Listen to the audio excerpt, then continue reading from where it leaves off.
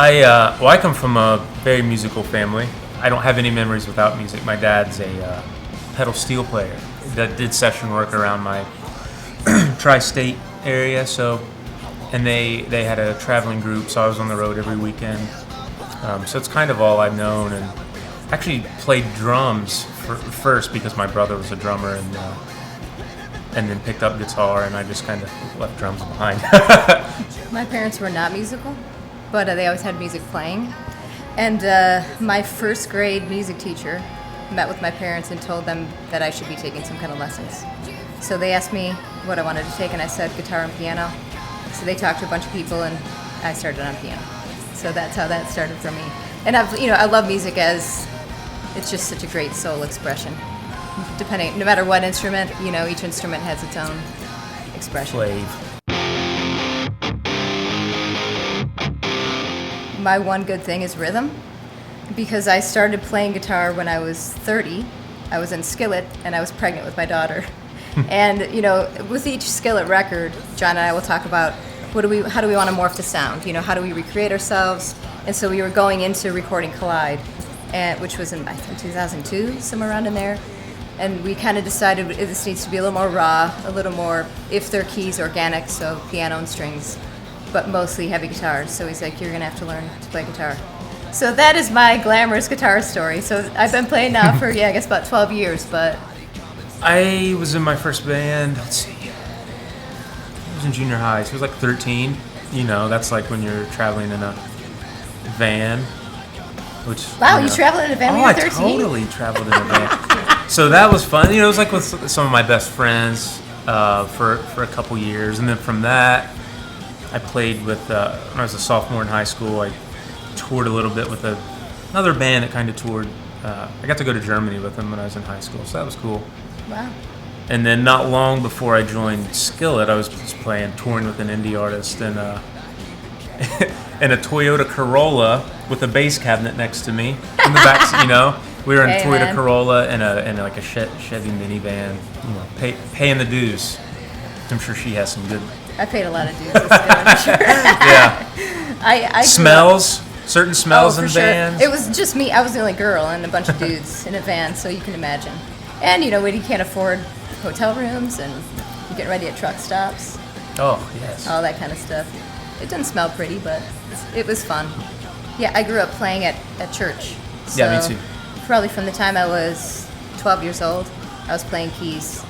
And sometimes it was just me, so you had to compensate for the lack of drums and fill in the space. Our kind of church is, people are dancing and all that sort of stuff. So it's like, okay, how do I do this the best way so that the rhythm stays, and sort of figuring out all that. And then later on, when you have a team or you're in a band, I think my first band outside of church was probably 16. I toured that summer with a band, and I think you learn how much your nerves affect you, how much adrenaline affects you. Yep. And you have more respect for people who do it afterwards, because when you're young, you're kind of like, it's easy what they're playing. I could do that in a second. And you get up there and you're like, I don't remember. Literally don't remember anything. What key is this in? Like, I'm lost. So you learn how to just roll with things, because even now things go wrong on stage all the time. Yeah. Like suddenly all your monitors are gone, and you have to start the song.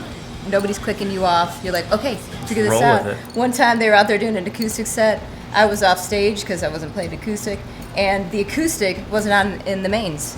And so I'm like, surely they're going to get a handle on this. And they don't. So I'm like, asking our cellist, what key is this song? I'm just running out there. I don't know it, but I'm playing it because it's in D. And so we're just going to roll by ear, because they don't know out there. They just know something's wrong. And so stuff like that, you learn how improvise. You learn how to improvise. You learn how to flow, and because the show needs to flow as best as it can. And I think also the things you learn is every part has a place. That's what I was getting ready to say, yeah. I don't necessarily want to show how amazing I am on keyboards, how amazing I am on guitar. That's not the goal. The goal is serve the song and learn the place. So even when we're recording on a record, it's like, okay, sometimes, depending on what format the song is for, if it's for the Christian format, if it's for the active rock format, you polar opposites, they have to live on the same record. So sometimes if it's over here, like, okay, we could do a little like lead line, a little nice vibey thing, or we could do it on a piano because maybe that suits this format better. And you got to get your ego out of things because it's about serving the song and the song going as far as it can for the demographic that you're trying to reach.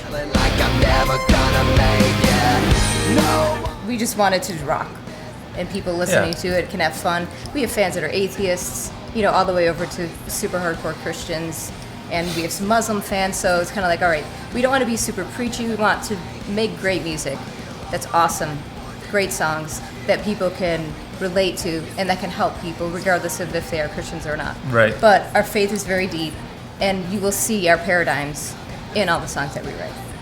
Yeah, I think like if somebody that's been in church their whole lives, a Christian, hears our songs, they're going to relate it to that. But you have people in, Russia that know nothing about God or know nothing about, they can still relate to it in a sense. Yeah. Like I just told this story. We were just in Vienna. This lady working at a hotel, young lady, had a 2-year-old daughter, had obviously been through some stuff, but she didn't know us. She was just working at like one of the executive lounges or whatever. And she'd been very chatty with us. Like we'd been at this hotel like 3 days, and just very chatty. And finally looked us up. And then like the day we were leaving, she got very emotional, started crying. She's like, "I didn't know your band at all, but look, I've looked you up. I'm very thankful to have." How'd she word it? "I'm very thankful to have had the chance to talk with you guys, but I'm even more thankful to have met the music that's helping me." So it's broad. I feel like regardless of what you believe, your religion, your faith, where you're at, I feel like it's very broad. Yeah. I think the reality TV generation, the American Idol generation, they think that they'll get big fast.